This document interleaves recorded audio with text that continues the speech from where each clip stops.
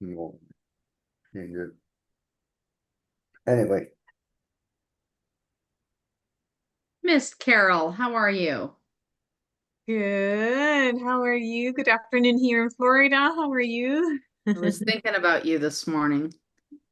Awesome. We did too. I was talking with Boyd last night after our webinar that he had a great video call yesterday. Yeah, it was a good call yesterday for sure. I'm glad.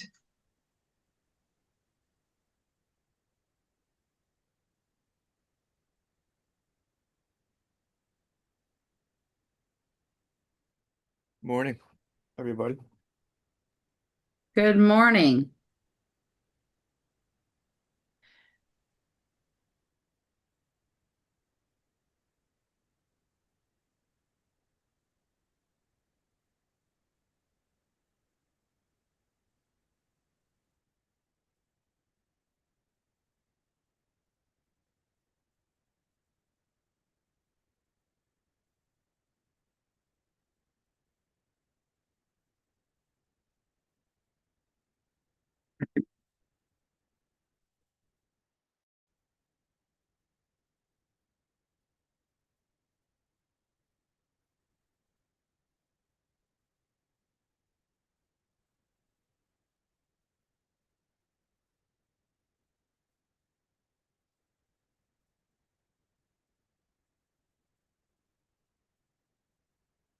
usually you're talking about all the stuff, so I'm gonna go ahead and start jumping into a deal.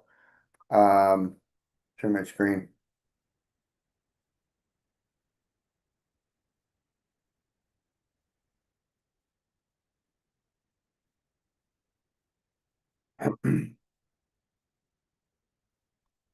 So good morning. It's the Land Shark Mastermind podcast. I'm running this thing myself today. The ship is sailing by myself.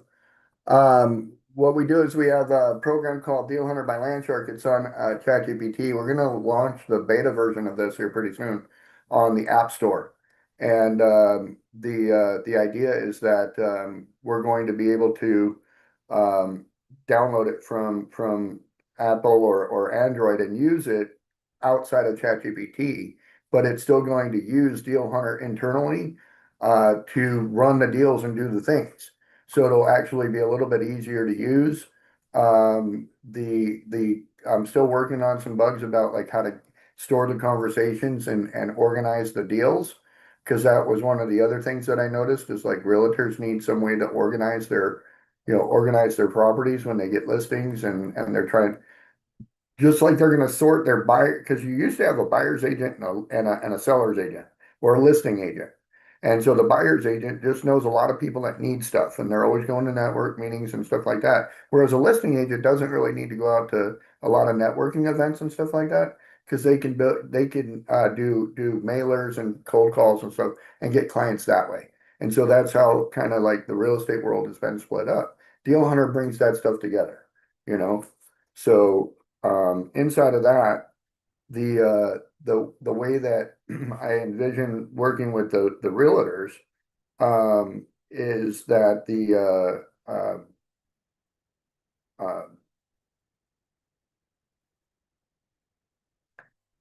that they're able to store their list of listings and then they're able to store like their contacts and the people they know that are probably looking for stuff, etc. So what I did was I ran a case study on this. There's uh, where I'm looking at um, doing a fix and flip where we're going to be in it for about a period of 9 months start to finish, and that means buying it to selling it, entrance to exit, and we want to document this. And so we've been talking about this. And I don't know, Catherine, do you want to talk about this in here or do you want to keep this offline for now? Um, y- yeah, I'm sorry. I'm not feeling well. I need to um yeah, go ahead and talk about it. I'm going to jump over here. So let's just skip over that. Anyway, um, So yeah, I'm looking at investment properties this morning. Michael, this is something up your alley a little bit. Multifamily down here in Phoenix. And Awesome. so I was just fishing around for some cool ways to showcase Deal Hunter. And so I found this ad this morning on Facebook, just doing my normal Facebook marketplace sweep every morning. And it came up with a 40 bed and stuff like that. It's called the Signature 18, a gated community, blah, blah, blah. I don't have to read a bunch of the stuff to you. But just taking those two screenshots right there and then supplying the address, because I went, looked it up online, found the address, and I said, here it is, run this deal. And so this is the demo of Deal Hunter. Inside of this is that with the two screenshots and that small three-letter prompt, three-word prompt, it shows that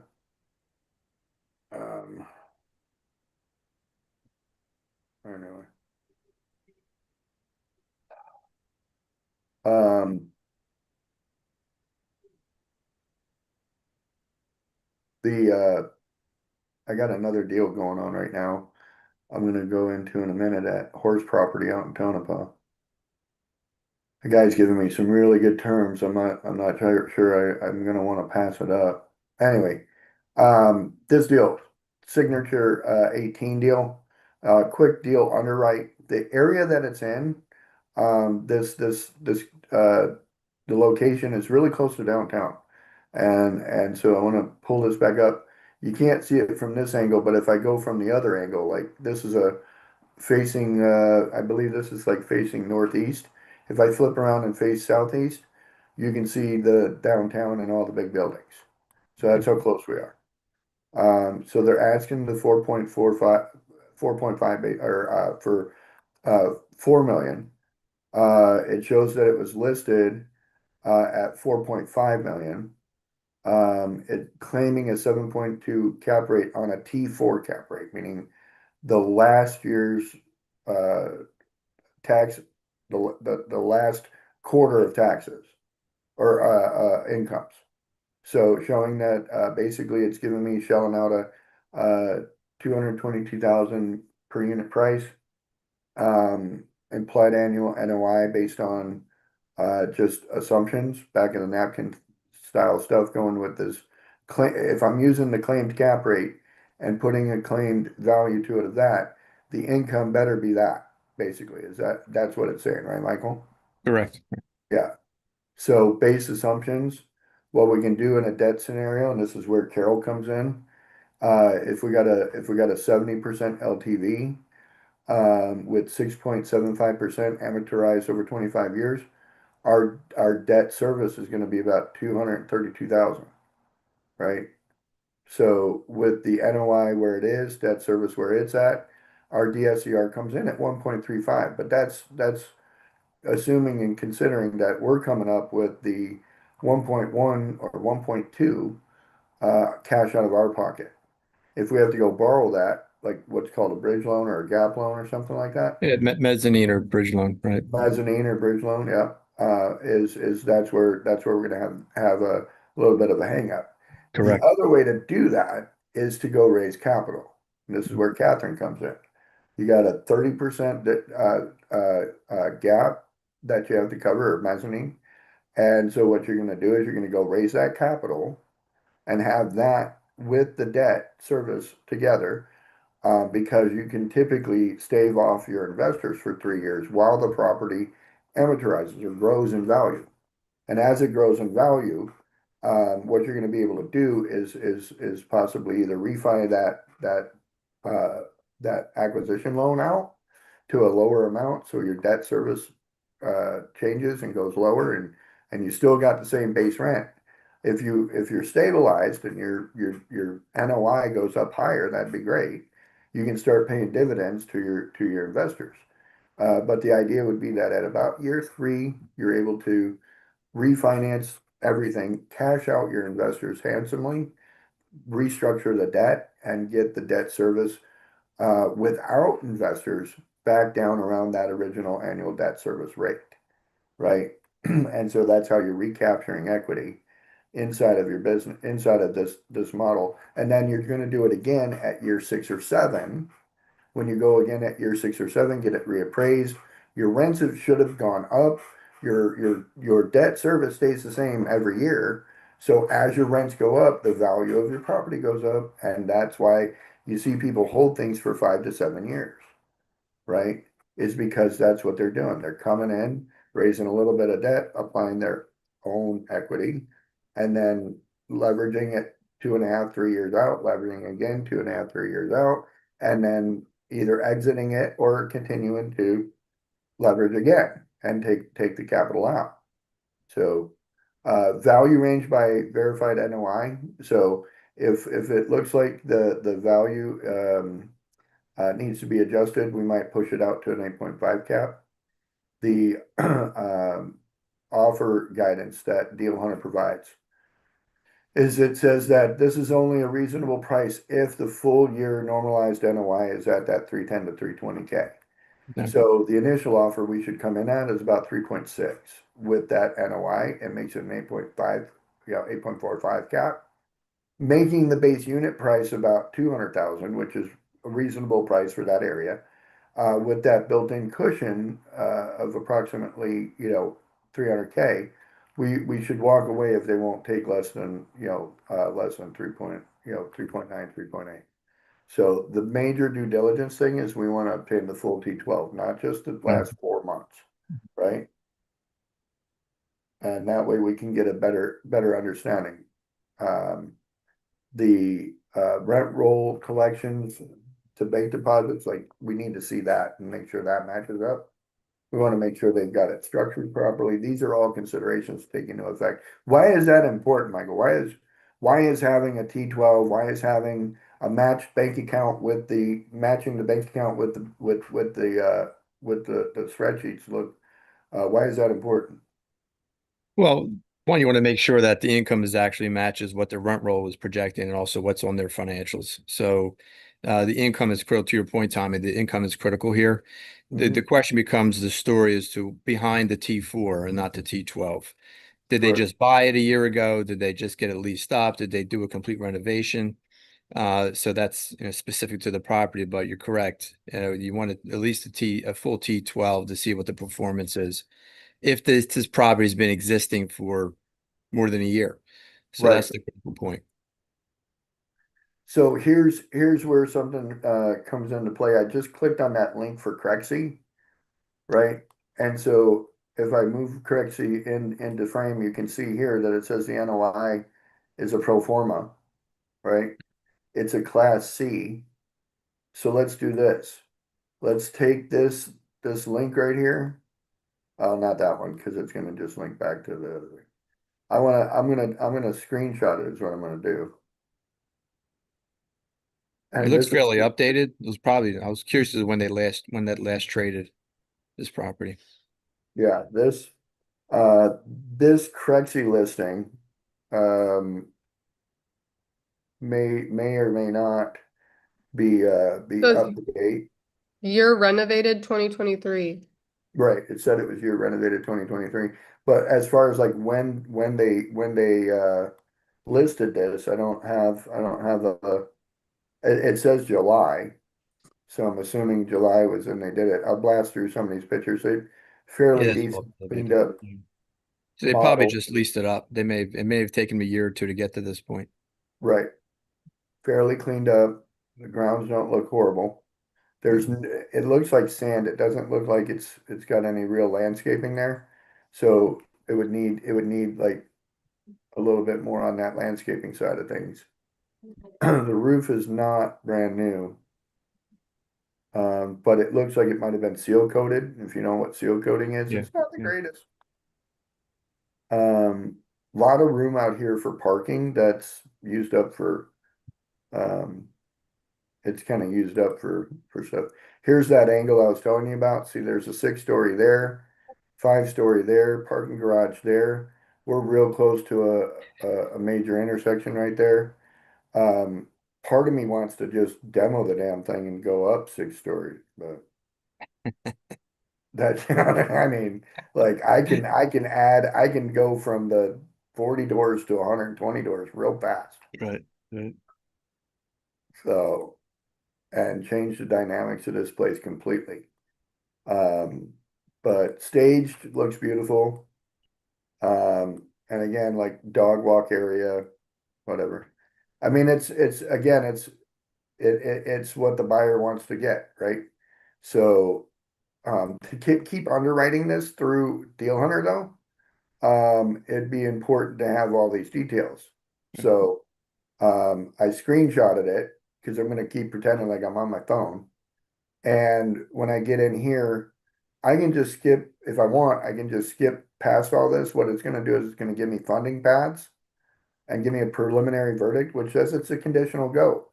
But now I'm gonna add to it the facts, like what it literally says was that, you know, it's making less than that 276. So we assumed the three something. So let's give it the facts. Come on, screenshots. Catch up. I got so many screenshots, it just gets overloaded. Throwing that in there.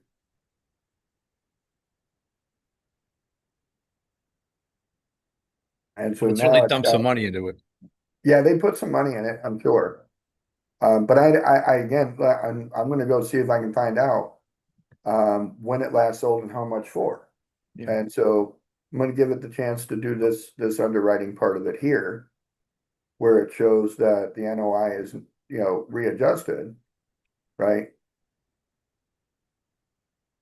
So, the financial analysis on it shows your cash on cash based on the LTV you're applying to it.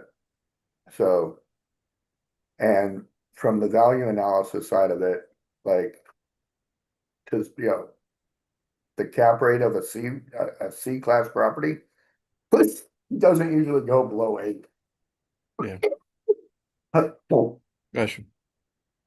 excuse me. So they're claiming it's a 7 something, and no, it's not.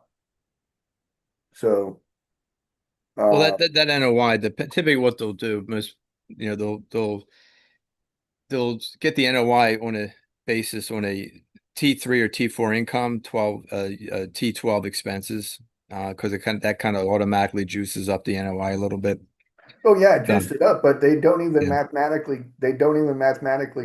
correct themselves inside of the fact that they Right. advertise it as a 7.82, right? And these are things that ChatGPT catches. And then my brain goes, ooh, ooh, look. So it says that it's got a 7.82 cap. And at the 7.82, did that come out to the 3.999995 It did. value It was pretty close. Yeah. based While on, you were talking, I checked it. Yeah. okay. So based Seven on, eight point seven eight cap. so it shows here, so is this math incorrect? The 31208? Yeah, I just rounded up. So I put 312,000 divided by 4 million comes out at 7.8 cap. Let's see. We might have found a broken spot. Let me put the exact numbers in. Yeah, 312, what is it? 312, 800? Divided by okay. three. Yeah, So if points. the NOI is actually this, the 273,000, Right. That's a game changer there. right? So that's what happened was, so no, Deal Hunter actually caught it. Yeah. So it shows here that it shows in his listing here, it's at this, and then the cap rate's here now, right? But in their ad on Facebook, it shows the cap rate adjusted because they boosted it up, the NOI up above 300. So Deal Hunter's on top of that saying, no, hold on a minute. Like at a 7 point, you know, the NOI at this, that Yeah, that's changes the wrong. price. Yeah, it changed. That's all wrong. Yeah. So if I actually have the NOI at, here, watch this. Come on. At that NOI at 273, 652 out of 3.99 million. I come in What at is a the cap six rate point for eight cap, that? That's six point a eight. 6.84 cap rate, but Right. if I apply a cap rate of 7.82 to the NOI of 273,652, what does it make the price? One second. Because I like to use their own paperwork in negotiating and say, so you advertise this and then you show me this, I'm gonna combine these two numbers and tell you to go with this. And so Yeah. let's see what this says and comes back at, because this is where I would probably begin the conversation with the guy. You know? Um, So it's thinking about it. My computer's kind of bogging today. Had a lot of what's the But I had so many tabs open yesterday. I was in the middle. I had to go to, while this is thinking, I'm gonna go off on a little rant. Yesterday, I had a court hearing where the state of Arizona represented the Register of Contractors and a ex-client against me to figure out how much I needed to pay them for a job that I walked off of. And so I'm gonna just be straightforward. I walked off the job, left it because it was unsafe for me and my other contractors because the homeowners decided to continue to flood irrigate their property while we were digging a hole 14 feet in the ground. Wow. Like, I wasn't digging a swimming pool, I was digging a septic tank pit. And so every time they would flood irrigate, that water would collapse the sidewall of that tank. Very unsafe, Yeah. very, Digging oh somebody's my God, grave. scary, Right. right? Very scary. Yeah. Told them, we're walking off the job if you're gonna continue to do it. They continued to do it. So we walked off the job. They called the Register of Contractors to come out and do an investigation. But before they did that, the Arizona Department of Environmental Quality, which is the governing body behind septic tanks, came out and said, this is taking too long to add this. It's 4 million, Tommy. Got it. Yeah. It's 4 million. Yeah. So if the cap rate was 6 point, I mean, if we made the NOI. cap rate 7.82 and the NOI is 273,000. No, that cap rate, it was, I thought you said it was 6.84. Yeah, that's the cap rate advertised with that NOI. But if they advertised on the Facebook listing at Oh, a got it. Yeah. 7.82 Yeah, and it's the NOI is this, what is the it's value? 3.508 million. That's what I would come and then say, there it goes. Yeah. Like, holy crap. So yeah, 3.498, blah, blah, blah. Anyway, long story short, the septic tank inspector went out and inspected the tank and the site and everything, wrote the report and gave it to the homeowner, me, and put it on the file 2 days after I walked off the job, because the homeowner was like, the job's almost done. I could probably get him to finish it myself. And Mhm. so the inspector came out, told her, no, don't finish it yourself. Let somebody else come out and do it. She then waited almost 2 weeks. The investigator from the state came out, from the Register of Contractors, never looked at the inspection from Arizona Department of Environmental Quality. They flooded the site 3 more times. There's literally footprints of their dogs and their kids playing in the mud pits that it created and everything. They started using their septic tank. They sent their porta johns back and started using their septic tank. And then the county came out and are like, you gotta clean that out and put clean water in it. And so instead of having it pumped out, they pumped it down their canal. Yeah. My God. So all this stuff happened, all documented. However, the state of Arizona's Register of Contractors never looked at that file at all, at any point. And so I'm a little bit perturbed because that's why I had all these windows open. I was literally having to go and teach the Register of Contractors how um, they tried to bill me for cleaning out the septic tank. I'm like, I didn't tell them they could use it. We were still in the middle of working on it. So they chose to use it. I shouldn't have to pay for that. And so what I ended up agreeing to was just paying for the work that I left behind, because I did abandon the job. So no problem paying that. And so I left that on the table, and believe it or not, it's the difference of about they and it was crazy. The investigator added up one of the charges was added. She added the bid to the invoice because the bid and the invoice were two different prices. So she just added them together and tried to charge me for that. And that was the state investigator who's been doing it for 20 years. She's a paralegal. And I'm like, how do you mathematically mess that up? But anyway, after all the math and stuff came out, like it literally came out to the last amount they paid me. And that money's still sitting in the bank account. So I literally just have to refund them and I'm done. So a big blessing there, but tons of windows open. My computer suffering from it today. Anyway, this deal out there, that multifamily, it just goes down in price. And this is what I was kind of trying to validate for folks. I already knew the answer. But if we take the 7.82 that they advertised inside of the and I call this mixing the message. Inside of this message, it says 7.82, but it doesn't have a verified NOI. If I go back and I look at the NOI that they put on Crexy, right there, it says right there, NOI, it's an exact number. So by combining those two numbers right there, I get to automatically come back and say your price needs to be fixed. You're actually advertising it should be at 3.5, right? And so I kind of take advantage and I'm taking position right now in the negotiations, like you did your math wrong. And that's what got me to win the court case yesterday. Not win it, but get through it. Was like I literally did the math and I'm like, where did you come up with your numbers for this, lady? And so when they had when they were called to the carpet on how to figure out the math, they're like, oops, yeah, we made a mistake. Oops, yep, we made a mistake. And I'm like, okay, well, like here we go. And so it helps and leverages you in negotiations when you know your numbers and your metrics are on point, right? So know that. And then again, it's a T4. We get the T12. It's going to go down again, probably, right, Mike? Yeah, you just got to get the store. I mean, it's worth. I mean, if your plan is to buy and hold for long term, then it's worth because it's up running, it's all updated. It might be worth it. Depends on your business plan going in, but say, hey, call them out on it. Look, what's your what here? You Yeah. got yeah. The one on this one again would probably be a 7-year hold where we're going to raise the acquisition.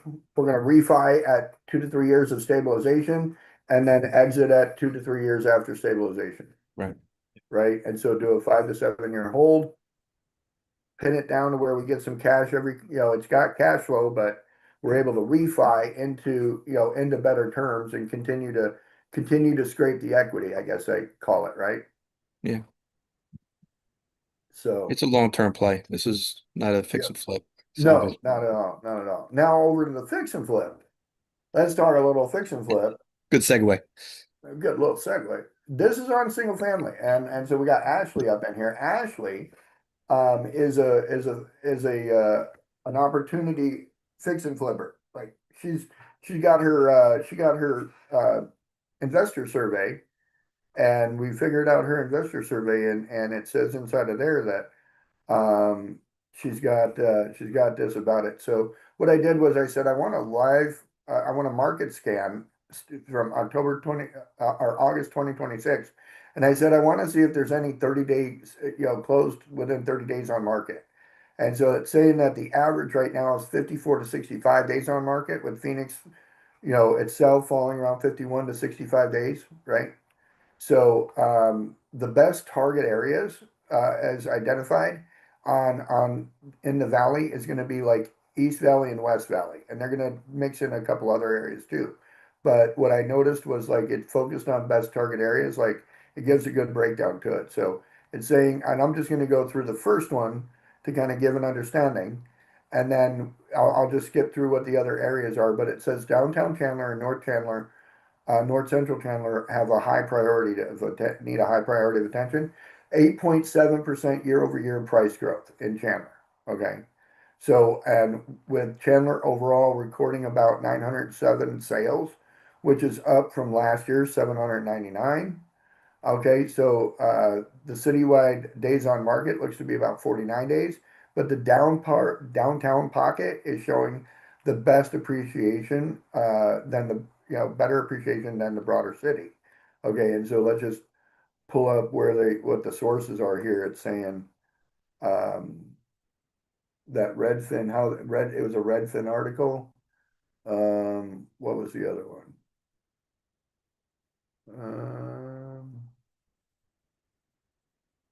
So we got a May 31st Redfin article, and in scientific research, that's important because it's a relevant date, relevant topic. And if I can get it to skip to the next one, shows another one written.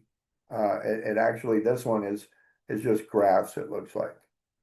So again, the sources are important, right? So that you know this is valid information, valid data.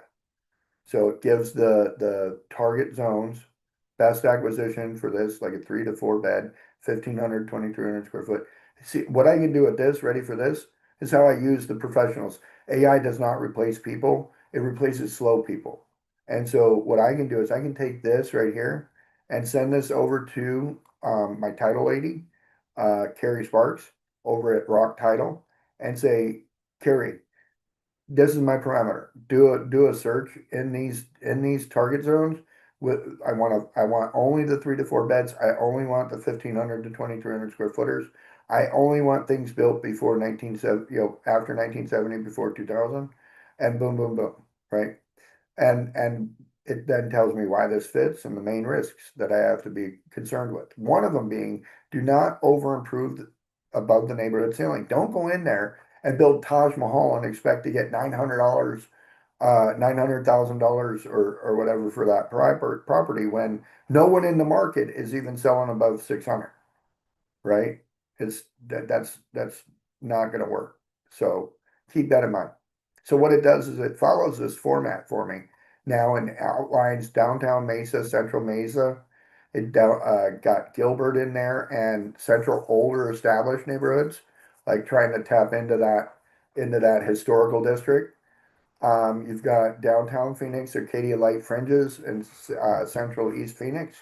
So here you can see how the number of sales in the area are about 4,800, and that means that the percentage is significantly lower, right? Where we were talking about 800 sales before, now we're at 4,800, add 4,000, right? And so this is a completely different market.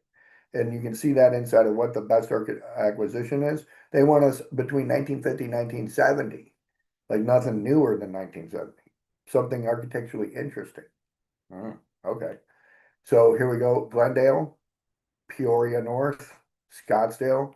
And it says here only as a high margin specialized play.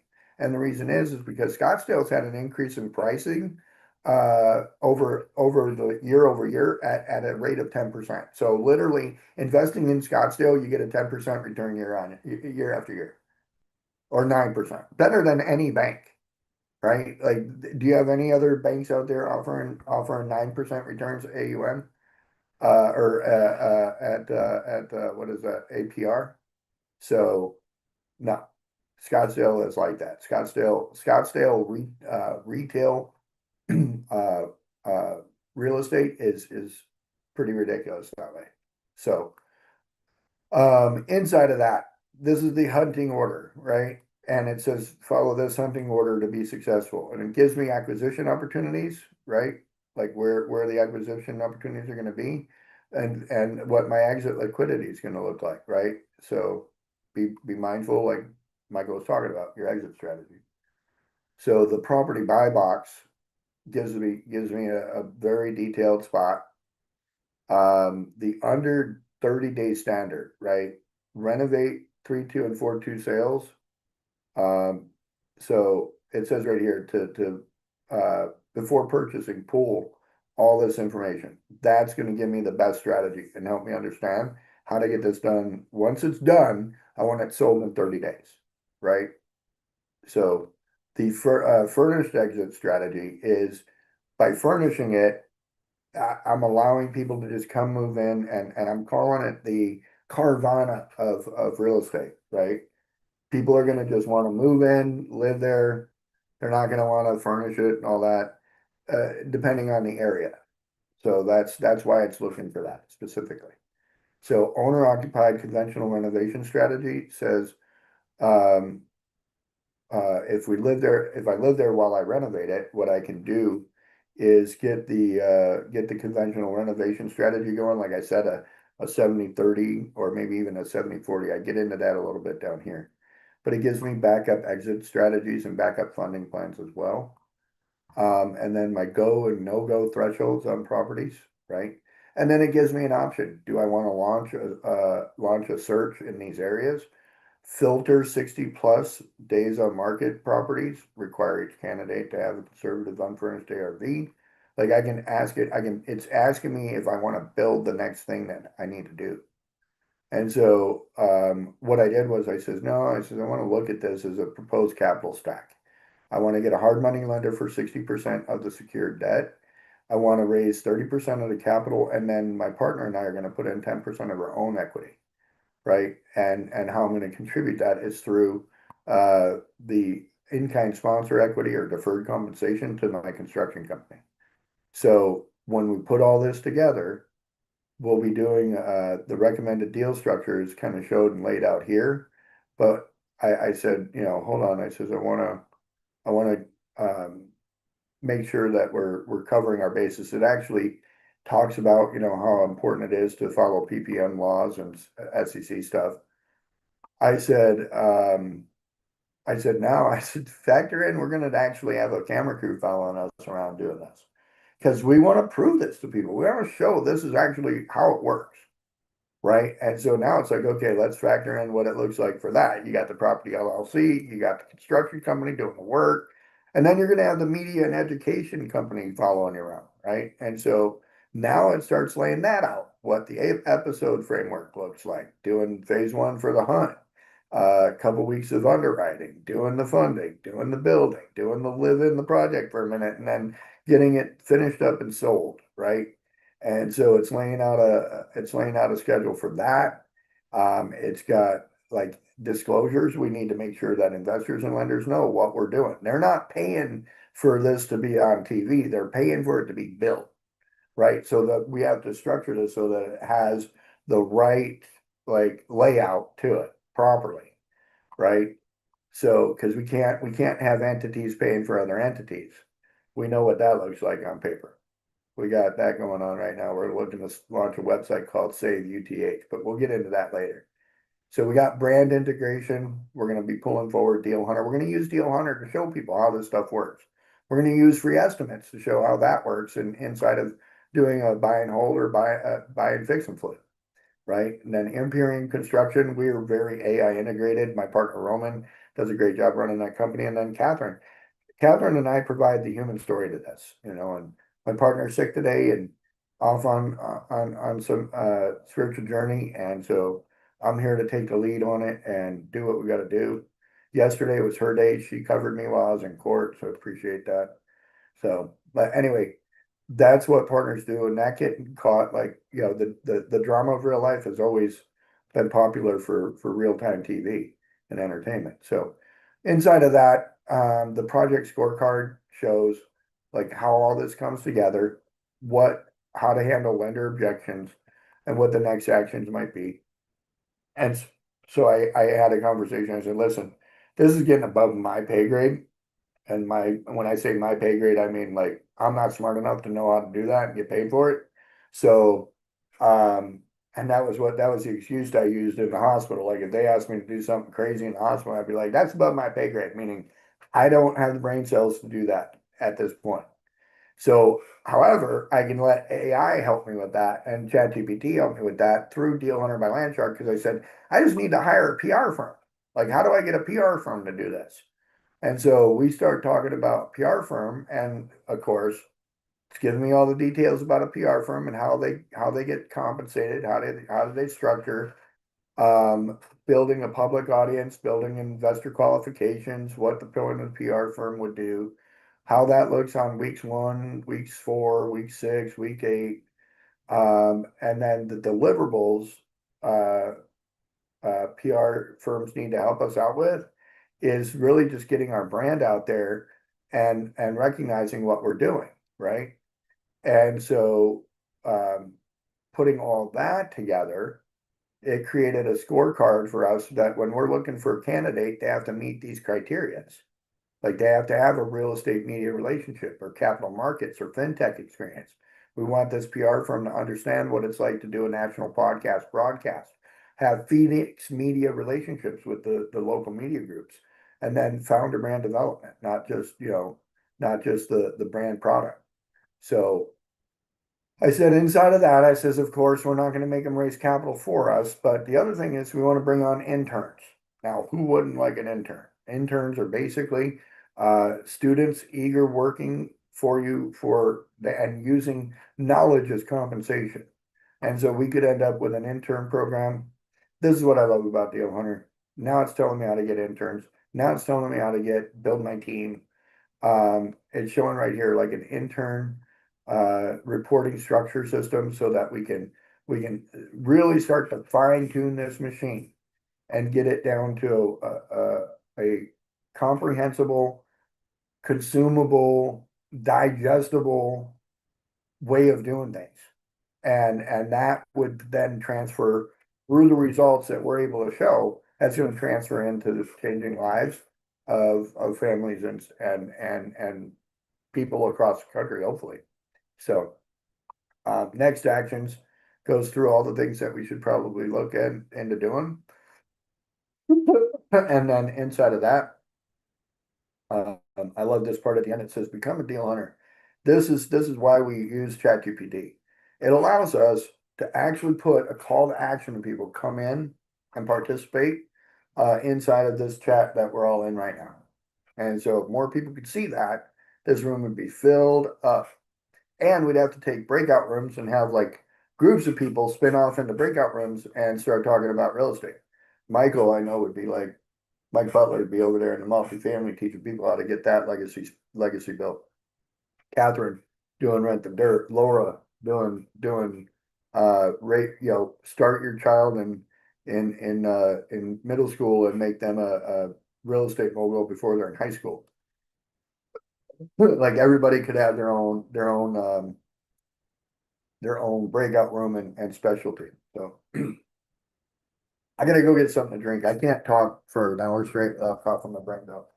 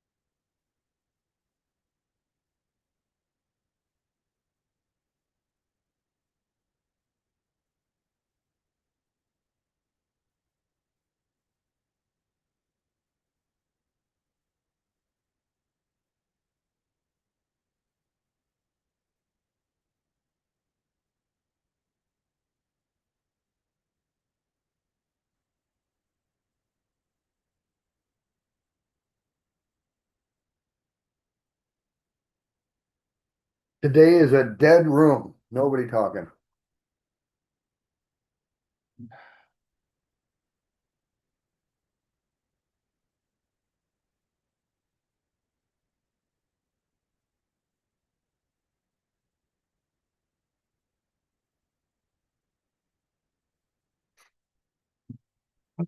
Anyway.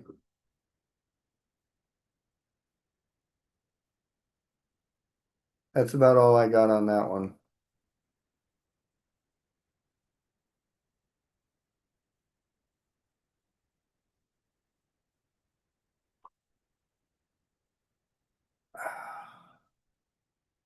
Luke, I see Luke's in here. Luke, did you get the investor survey I sent over to you?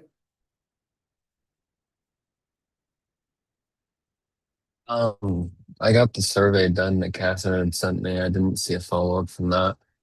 Oh, okay. I thought I had attached it to you. Let me pull it up real quick. Here we go. All right, I'll share that. Hold on.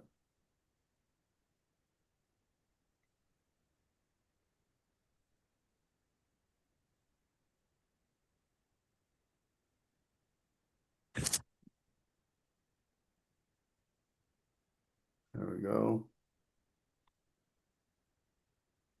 So this is the architect's blueprint for purposeful wealth. Luke Crooks. You mind if we go through this real quick? It takes about 10 minutes. I'm run. Cool. So inside of this, Luke took the investor survey, Landshark investor survey, and inside of doing that, ended up with a foundation of a conscious capitalist with a systems architect. And so institutional foundation starts with the dynamic emergence of a bigger plan. The foundation has to be built first. And that gets done by understanding your why. So Luke revealed that, he's looking into building an investment business, right? And being an investor. Why? Because that creates freedom. It's to fund purpose and serve for future generations.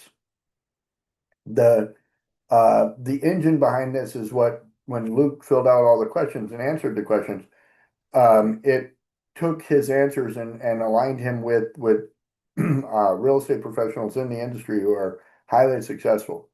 And so inside of the conscious capitalist, the guiding principle is that money is the multiplier, not the mission. Wealth represents freedom, opportunity, responsibility, significance, and service. And then the dual archetype, or the secondary archetype, is the systems architect, which means that the guiding principle on that one is that you're beginning to think like a future business owner, and you value operational excellence and accountability. The bigger picture is that the dual DNA provides a significant long-term advantage in building organizations rather than a disjointed portfolio, right? So inside of that, the mindset matrix is that that the primary question that you should have, your focus, your operations, and your scale should these are what the novice would look at, right? Versus what Luke needs to strive toward and strive for. Like, don't ask, how do I buy my first rental? You need to be asking, how do I build an organization that eventually run without me? And on the scaling side, individual novice thinks that there has to be an individual ownership model, and there doesn't. There can be capital partners and investment companies involved, right? And that's the mindset of the architect. The survey diagnostic analysis gives us what you have in as far as strengths, weaknesses, opportunities, and threats. And so your structural strengths and weaknesses kind of offset. Inside that, you have a desire to have a mentor, have high accountability, coachability, etc. But that does no good if your tendency is to be stuck in analysis paralysis. Okay. With the limited investing experience you have, it's important to be coachable, but it's also important to know that you have to kind of trust what you're being told, right? And move forward from that standpoint. So inside of that, the blueprint for recommended investment vehicles. So your long-term vision is not simply owning properties, but also owning an investment platform. Something's going on with my Zoom. Somebody's messing with it. I don't know. I keep getting notifications. Things are changing on the calendar. I don't know what's going on. Catherine, are you doing something on Zoom? Hey, Catherine, leave.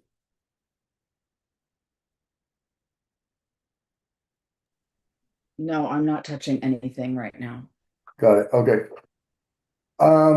So anyway, to get to the scalable investment company that Luke is looking at, it kind of gives you a platform to build from, looking at long-term multifamily investing, like that deal we just looked at, doing buy and hold rental property portfolios, like, and building that through syndication, getting creative financing, adding investment partnerships to that, and business acquisitions, like building up from that way up, build the pyramid. Phase one, it should be focused on learning. Phase two, focused on growth, and then phase three, becoming a leader. Structural cases, case study inside of this is like how to engineer the investment company from the ground floor up, you know. And it kind of lays out how you gotta, be the student before you be the teacher.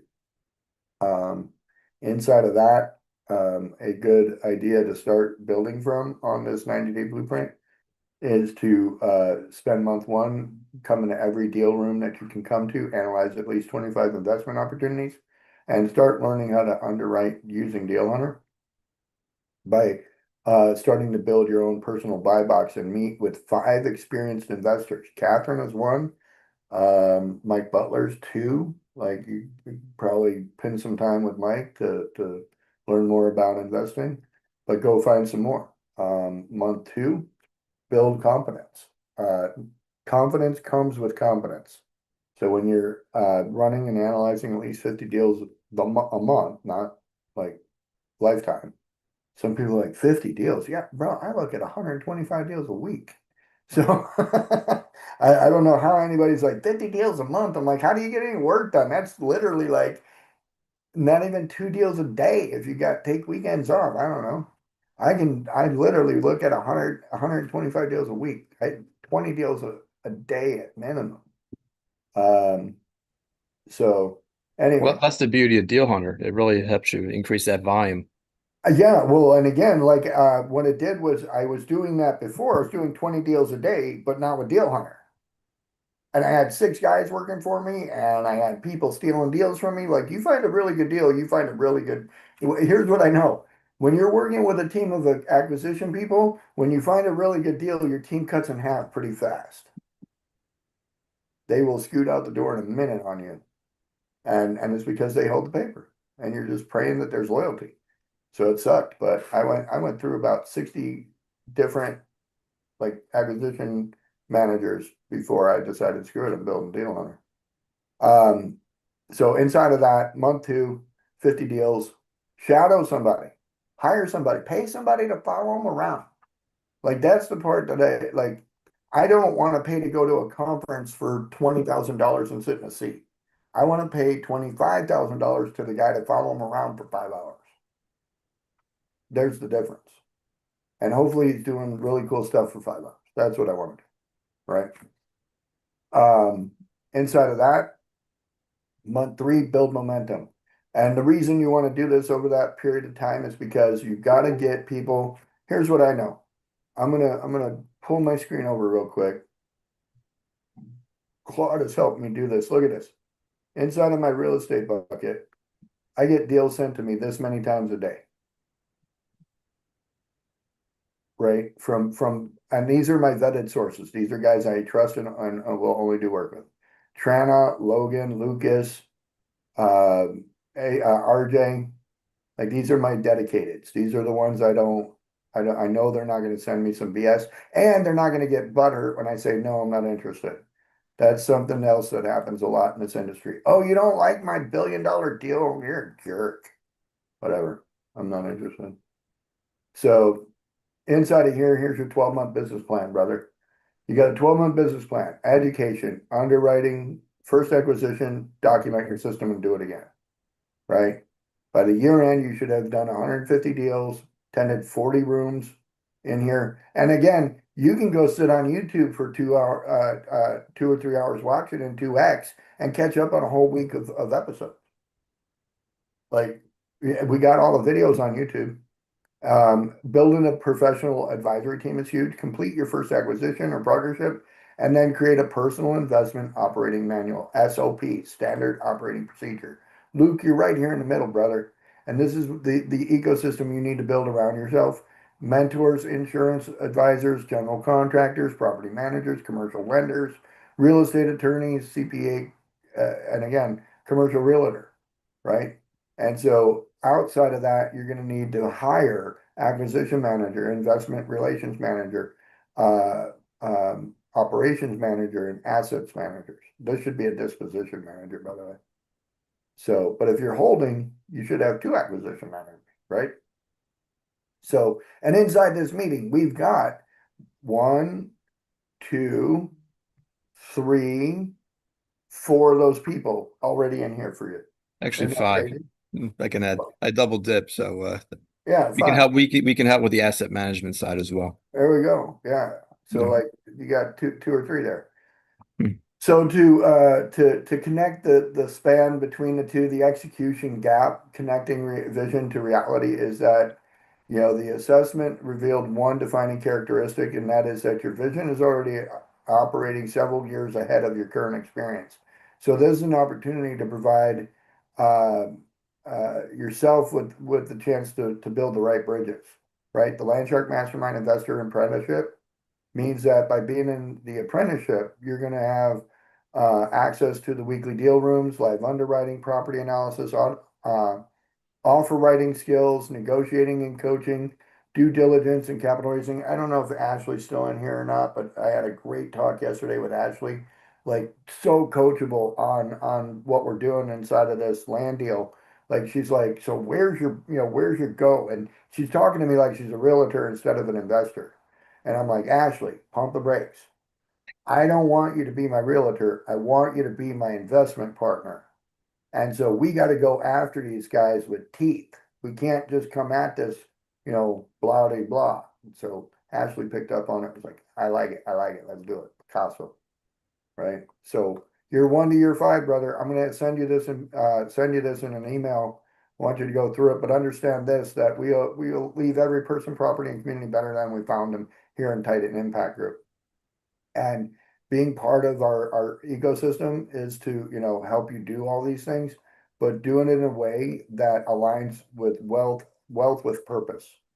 And so if you're down with that, the last thing is to, make sure you understand that this is just the information that we were provided. So, and we provided you with information back, analysis.